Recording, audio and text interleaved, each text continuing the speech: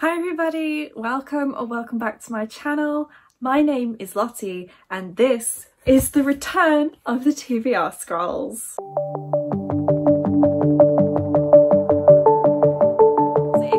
Welcome and a happy new year. This is the first TBR scrolls video of 2023. I am so excited to kind of be bringing back my TBR game and to revamp it and refresh it for you guys. A lot of it is still the same from 2022, but I feel very optimistic about the small changes that I have made for this year, and I am going to talk you through what those changes are, re-explain the rules for any of you guys who might be new here, and then we are going to pick my TBR for January and February. So the TBR Scrolls is my bi-monthly TBR game, which is based on Skyrim, which is a video game where you are a character who goes on quests and you are like in a kind of medieval fantasy world. It's a fantasy role-playing game. Go on quests, you fight enemies and stuff. I'm not very good at explaining it apparently, but it is pretty famous. It has been around for a very long time, and it is the 5th installment in the series, which is called the Elder Scrolls, which is where the name of my TBR game has come from. So with my TBR game, yes, it is bi-monthly. I used to do it every month and I found it quite difficult to keep up with. So in 2023 it is going to be every 2 months, so that means you will get episodes in January, March, etc. And then the other months I will just be doing a general TBR video talking about the books that I still got left on my TBR Scrolls TBR and anything else I'm interested in reading in the month. So I will show you the board in a moment, but first I will just explain that every 2 months I'll be doing 5 rolls to pick 5 books potentially for my TBR. There are several different spaces on the board that are associated with cards, and then those cards have prompts that I will then have to pick a book to fit them. So let's go and have a look at the board and you can have a bit of a better idea of what the hell I'm talking about. Okay, so this is the board. It is exactly the same as last year. I've not made really any changes to it at all. So as you can see, there is a route that I will be following as I go through the game, and I have my little playing piece here if it wants to focus. This is from the Skyrim Monopoly. So that starts on Markarth, and as I roll the die we travel to Riftturn, which is this space here. Same as last year, if I get to Riftturn I'm just going to go back to Markarth and start all over again. There's not really anything that I want to do when I get to Riftturn as like an achievement, whether it be going on a book buying spree or whatever, because it's not actually that difficult to get from one side of the board to the other. I did it at least twice during 2022. So as you can see, there are different colours on the board, and the colours are the spaces that are associated with a different card. So first of all we have the yellow spaces, and they are for an Aindra and Daedra card. The green spaces are for a People and Places card. The red spaces are for a Standing Stones card, and the blue spaces are for an Enemies and Monsters card. There are also 2 extra spaces on the board. The white spaces mean I have to pull from the mystery mug, which is just a bunch of different books written on slips of paper that I own. And then the other types of spaces are the cities spaces. So each of the cities in Skyrim, if I land on one of those during a round, then I will be using somebody else's TBR game to pick a book for that role rather than pulling from one of my own cards. So this only came up once last year, and I did Spoopy Hole's old Pin the Tail on the TBR card game, and so if it comes up at all in 2023 then I'll be choosing a bunch of different ones from several different booktubers depending on how many times I land on it. Something that is new for 2023, if I land on the same colour 3 times in the same round, then I have to add a roll to make things a little bit more challenging. I did want to try and add something that would act as an extra roll and an extra book in 2022, but I couldn't think of what I wanted to do. So this time round I'm going to keep a tally of the number of times I land on a different colour or even a city space as well, and if I do that 3 times in the same round then we will add a roll. So now that I've kind of talked you through the board, I will talk you through like what what those cards actually are. So the first one is Aedra and Daedra. In the world of Skyrim, Aedra and Daedra are kind of like the gods and demons of the world. There are a card for all of the Aedra and for all of the Daedra, and those prompts are kind of more genre based generally. There are some that kind of don't quite fit that sort of category. So I have an example here for you. So this example is Molag Bal, who is the Daedric Prince of Corruption, and then the prompt on this card is to read a horror, which is quite straightforward. I would just have to find a horror book to fit the prompt on this card. Then the second kind of card is the People and Places cards, and these ones are associated with different races that are in Tamriel, which is the continent that Skyrim's part of, and also cities in Skyrim, and also different factions that you can find in Skyrim as well. So this example card is the Dark Brotherhood, which is one of the many factions you can join in Skyrim, and the prompt on this is to read a book with things relating to death in the title or on the cover. So I do have a little cheat sheet where I kind of explain some of the prompts that are a little bit more vague in more depth. So for this one, I could have a book that is like death in the title, or it could have like a picture of a skull, weapons, funeral things, graves, you know, stuff that's anything to do with death. Or assassins is another thing, because the Dark Brotherhood is the Assassins Guild. So like anything that's kind of related to that would meet this prompt. So the next type of card is the Standing Stones, and in Skyrim there are 13 different Standing Stones which are kind of associated with the different star signs that you can find in the game. Each of these Standing Stones are in a physical location in the game, and they each provide you with a blessing or sometimes a bit of a curse that then can help or hinder your character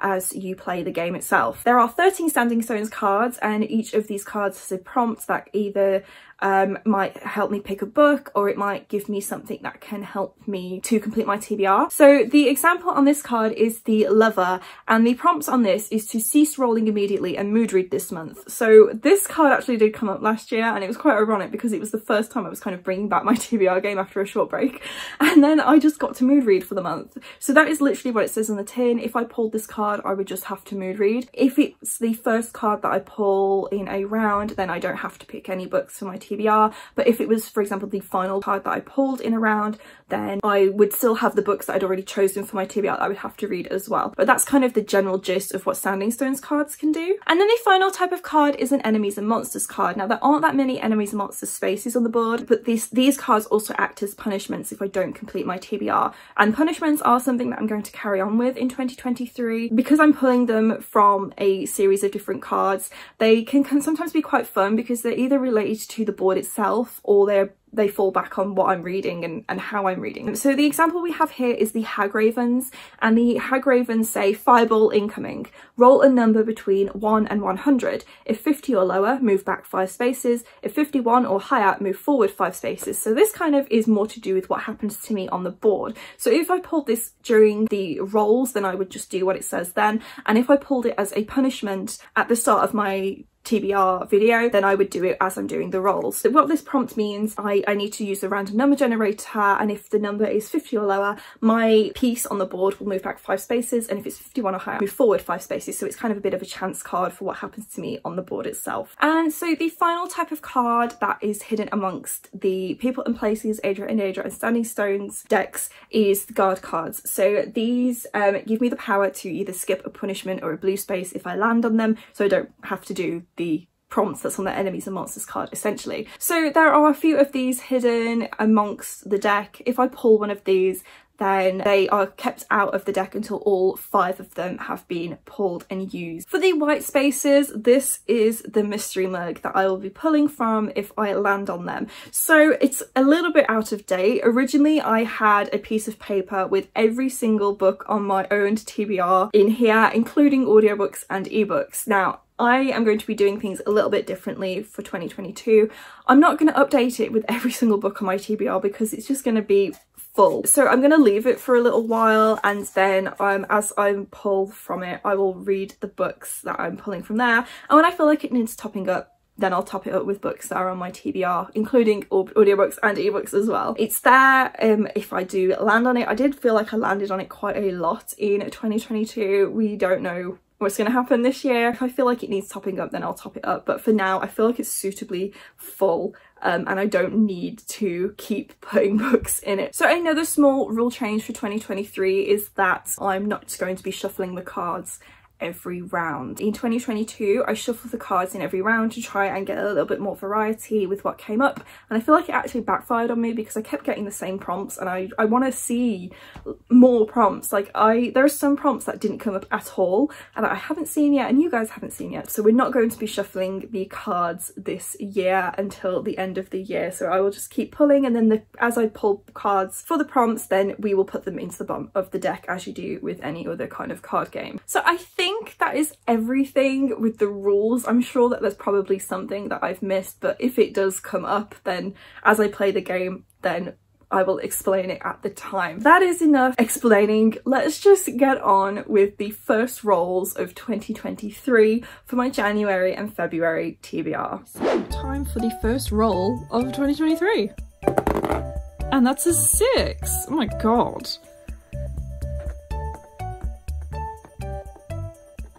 We've got people and places, and the very first card is The Thieves Guild. Read a book with an anti-hero main character.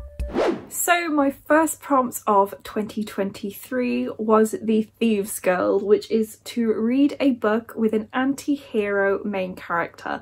So this is a pretty straightforward prompt. The main character of a book has to be a bit of an anti-hero, so they could be an assassin, a bully, kind of whatever that I interpret a anti-hero to be. And the book that I have chosen is Empire of Storms by Sarah J Maas, because the main character Selena in the very first book is an assassin, so I feel like that is a bit of an anti-hero. This is the 5th book in the Throne of Glass series, and it is the next one that I need to read. I am so excited to be carrying on with this series. The 4th one made me really love it, and I've been putting it off a little bit because it does get really long from the Queen of Shadows onwards, but I really want to read it. So this is going to be the first book on my January-February TBR. In the first book, Throne of Glass, we're following Selena Sardothian, who is an assassin that has been captured in the King's salt mines, and he offers her a chance to be free if she will compete in some trials to be his champion. And so if she's his champion, she's gonna be like free, basically. Kind of a lot has happened since that first book. This is like a very epic high fantasy series. Was kind of on the fence with it for quite a while because it was young adult, and when I read Queen of Shadows, the 4th book, I just could not believe everything that was happening, and I really loved it. And I'm glad that I loved it because I've loved the other 2 Sarah J Maas series that I have read, and so I'm just really looking forward to carrying on with this series. It is one of the series that I want to try and finish in 2023 because I started it in 2021 and it has been a very long time coming. Roll number 2 is a 5. And that is Solitude. Oh my god. So the second space that I landed on was a city space, and it was Solitude, and I'm so excited that I have landed on one of these. I only landed on one last year. It was fun to do Spoopy Hole's TBR game for that. It was just something a little bit different, even if the book it gave me was Priory of the Orange Tree. So for this time, the TBR game I am going to be borrowing for my city space is Play Your TBR Right from How to Train Your Gavin. So I'm very excited to be playing this.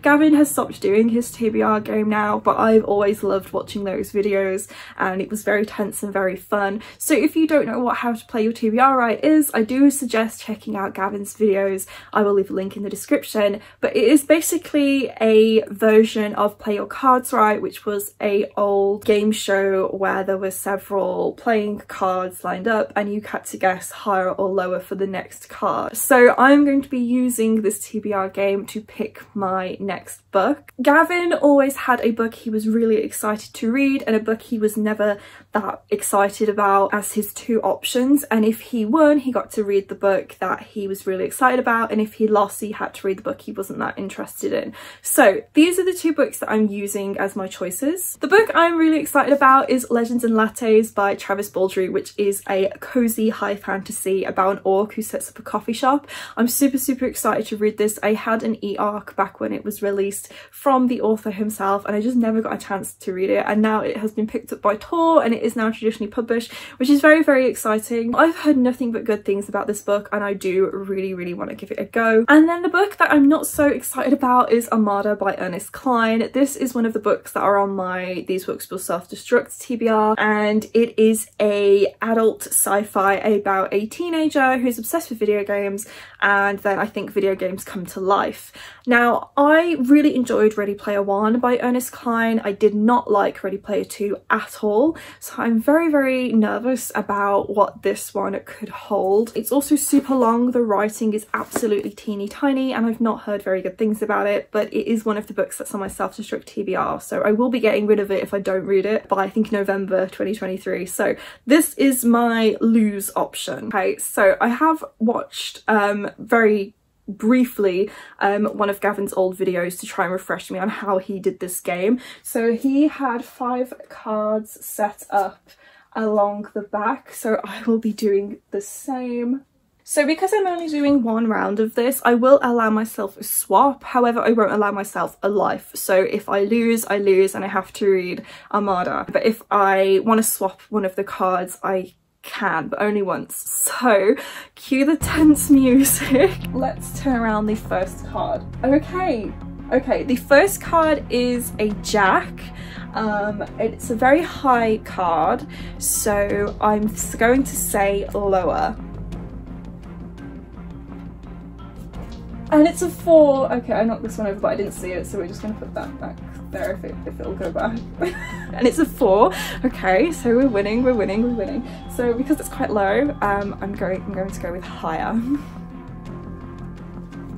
It's an ace! Oh my gosh, I didn't establish if I thought an ace was higher or lower. Gavin played as the ace being both higher and lower, I think, didn't he? Should I just follow his rules? I'm gonna go with what Gavin always played as, and he always said that the ace was simultaneously higher and lower, because some people play it as higher, some people play it as lower. I'm just gonna go with what Gavin did, so I haven't lost. I'm still okay. Oh my god, I didn't want to shoot myself in the foot and be like, yeah, I always thought the ace was the lowest card. What's it called? I can't remember the name of the game, but there's like a mini game in Persona 5 Royal that's like a card game you can play, and in that game the ace is the highest card as well. So yeah, I'm gonna carry on. I was so close to losing then. Because an ace is simultaneously the highest and the lowest card, I'm just gonna say higher. And we're on an 8. Okay. An 8 is very in the middle, and I don't want to lose at the last hurdle, so I'm going to swap. I am going to swap. I'm gonna swap, and I'm gonna hope that it's a good card that I get. So I'm gonna pull this one. It's a 6, that's not much better. It's not much better at all. Okay, I really don't want to read Armada. Oh god. Okay. I'm gonna go higher.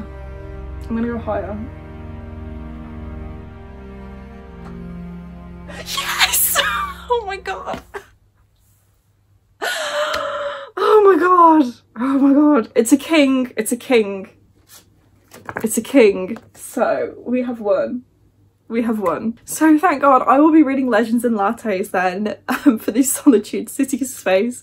Thank you very much to Gavin for inspiring this little bit for my TBR game this month. Oh my god, I really should have double checked on what to do with the aces. I never even think one would come up, to be honest. But I definitely should have double checked, but I'm glad that I remembered that Gavin said they were both higher and lower when he used to play the game, because things could have gone very south. So yeah, we will be reading Legends and Lattes. I'm so excited to read this.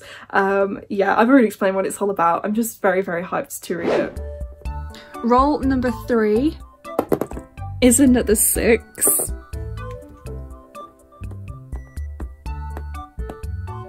That is an Aedra and Daedra, and the card is Clavicus Vial, who is the Daedric Prince of Bargains, and the prompt on this is to read a library book.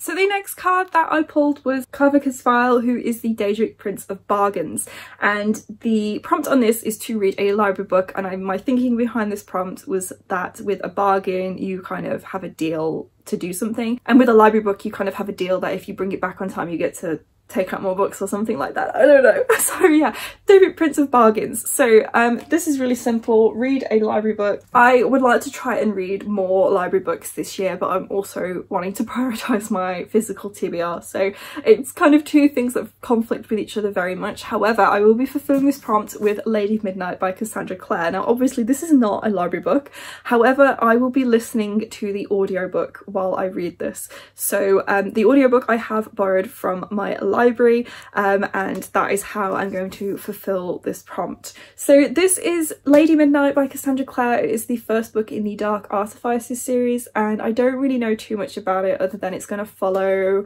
I think, what were their names? There was Julian and Emma, who we saw very briefly at the end of the Mortal Instruments series. This is the January book for By the Angel Long, hosted by the Becca Fowl, and I've had so much fun joining in with this read along over the last year, and this is the first book that we're reading in 2023. I don't really want to know too much about it going into it. I've also just noticed how dirty the back of the book is and I'm not very impressed. But what I have been doing while I've been reading this series is listening to the audiobooks where I can get them. When we were reading the Bane Chronicles and Tales from the Shadowhunter Academy, I couldn't get the audio in the UK, sadly, so I'm finally going to be able to dive back in with the audiobooks, which I'm very, very excited about. So yeah, the audiobook will be from the library, and this is a young adult fantasy series. Don't really know too much about it, and I don't want to go into too much depth either because it will kind of spoil what happens in the Mortal Instruments for you. But basically the Mortal Instruments is a young adult fantasy series, and it has loads of different like mythical creatures like vampires and werewolves and fae, and the Shadowhunters themselves are demon fighters.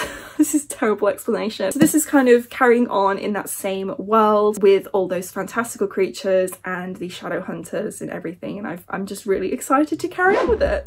Roll number 4 is another 6. I really should have added a rule where if I rolled the same number I had to add 1. 1, 2, 3, 4, 5, 6. We have another Aedra and Daedra, and that is Azura, the Daedric Prince of Dusk and Dawn. Read a book set in space. So the next card that I pulled was Azura, who is the Daedric Prince of Dusk and Dawn, and the prompt on this is to read a book set in space, so it's very heavily leaning towards a sci-fi book with this prompt. And the book that I've chosen is Saga Volume 3 by Brian K. Vaughan and Fiona Staples. I was debating putting on a rather chunky sci-fi on this TBR instead, but I thought better of it and I've gone with Saga instead because it's a graphic novel and it's really short, so with a couple of very, very long books already on my TBR, this is going to be a breeze. So yeah, this is the third installment in the Saga series that I am reading for the very first time, which is a sci-fi series about these two warring cultures.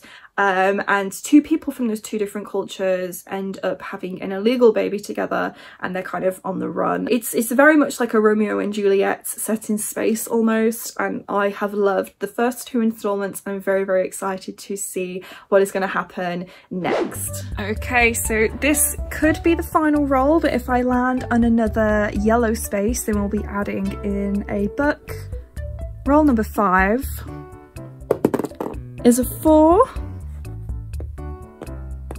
Oh no, and that is an Enemies and Monsters. So the card is Frostbite Spider, speed reduced. The venom of a frostbite spider has slowed you down. The number of each roll is halved. Okay.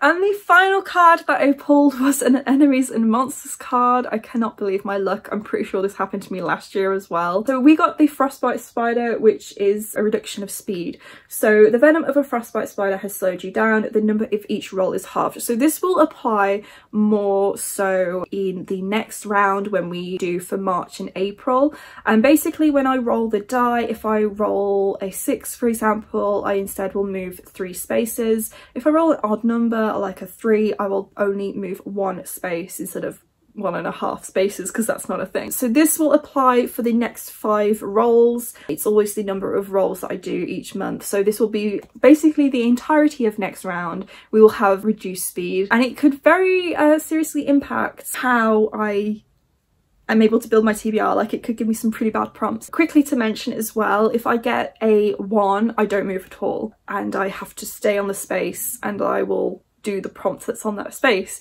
So if I got 3 1s in a row and I was on a yellow and I had 3 yellows, that would mean I then also have to add a roll with my new rules about adding a roll if I get 3 of the same colour in a round. So this will be very interesting for next round. It's certainly going to shake things up a bit. Thank you very much, Frostbite Spider, for getting me with your venom.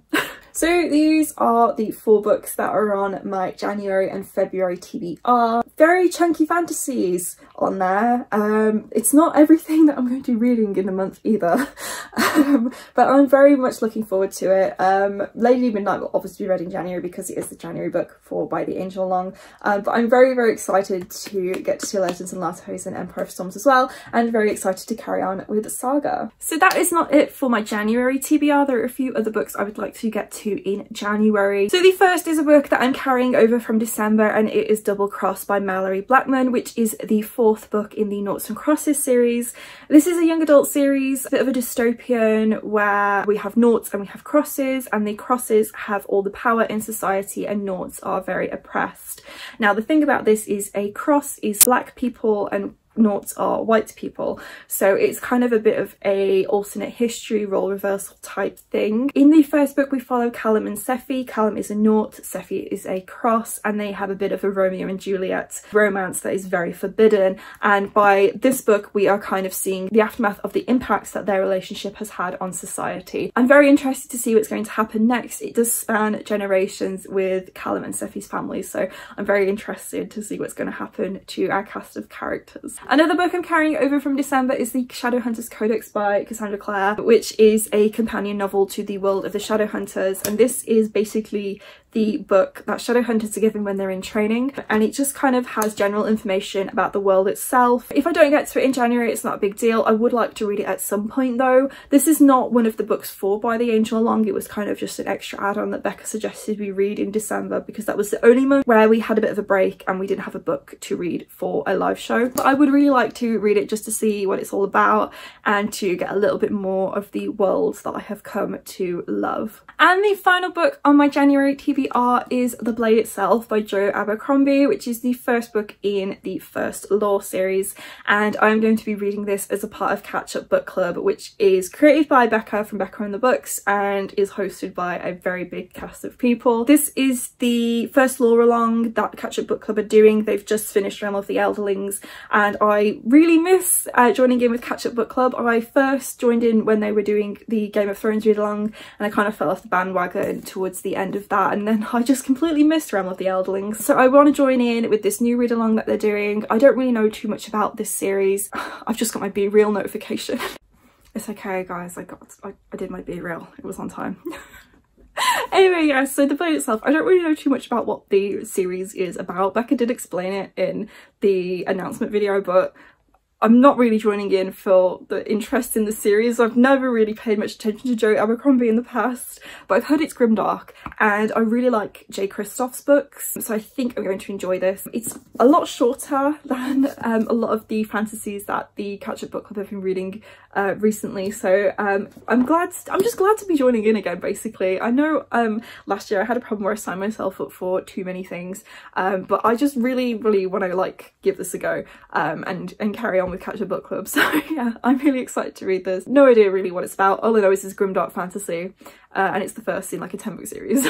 So with those few extra books added on, this is what my TBR is looking like at the moment. I'm sure that as I get through it I will add some books on for February, but obviously you'll have to wait and see what those possibly could be. This is actually quite a heavy stack. I've not counted the page count for it, but Lady Midnight is really long, Empire of Storms is really long, but the rest is not too bad. I was very smart to throw Saga on there instead of a chunky sci-fi. So I think that is it for this video. I feel like I have been talking for so long and I keep stumbling over my words, so I really hope you guys get some sense of what the hell I'm talking about in this video, because I don't know. Thank you guys so much for watching. I really hope you enjoyed it and that you stick around for other videos that I'm going to be making over the year. I'm so excited to be starting a new year with you. It's all very exciting. It's always nice, the first TBR of the year, and I'm just really looking forward to spending a whole new year with you guys. So yeah, if you enjoyed this video, please do give it a big thumbs up. Let me know in the comments what you're reading in January, and if you haven't already and you would like to be, please do consider subscribing. I post a new video every single week. And that should be it from me today, guys. So thank you again, and I'll see you soon. Bye.